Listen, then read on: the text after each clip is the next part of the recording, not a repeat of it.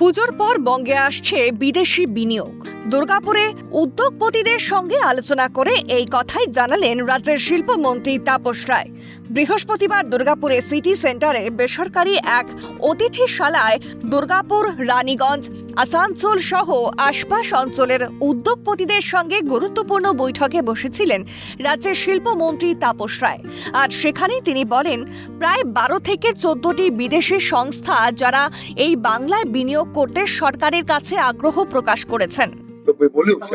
সত্যি খুবই উৎসাহ বোধ করছি যে মানুষ এরকম এগিয়ে আসছে এবং এগিয়ে আসবে। আপনারা শুনে খুশি হবেন, যেটা আমি আমার বক্তৃতাতে বললাম না, দেশের থেকে তো আসছেই, বিদেশের অলরেডি 12-14টি দেশ থেকে তারাও এসেছে যে আমাদের এই পশ্চিম বাংলায় শিল্প গড়ার জন্য। অন্যদিকে আগস্ট মাসে সরকার ইন্ডাস্ট্রি পলিসি ঘোষণা করবে, আর সেখানে যাবতীয় সমস্যার সমাধানের সূত্র বেরোবে। সঙ্গে বাংলার পালা বদলের বিজেপি সরকার শিল্প নিয়ে কি ভাবছে তা জানা যাবে এই ইন্ডাস্ট্রি পলিসি থেকে, জানালেন রাজ্যের শিল্পমন্ত্রী তাপস রায়।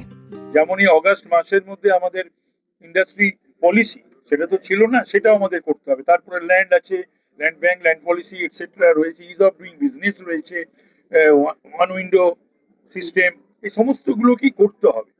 এগুলো ওই ঘোষণা নয়, এগুলোকে করতে হবে, এগুলোকে করতেই হবে, এবং তবেই শিল্পের পরিবেশ গড়ে উঠবে এবং শিল্প গড়ে উঠবে।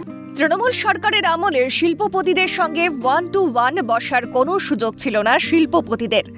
এবার পালা বদলের সরকার বাংলায় আসার পর এই প্রথম শিল্পপতিরা সরাসরি রাজ্যের শিল্পমন্ত্রীকে তাদের সুবিধে অসুবিধের কথা তো বটেই, বাংলায় শিল্পের আরও বিকাশ কিভাবে ঘটতে পারে তার জন্য শিল্পমন্ত্রীকে সুনিশ্চিত পরামর্শ দিলেন।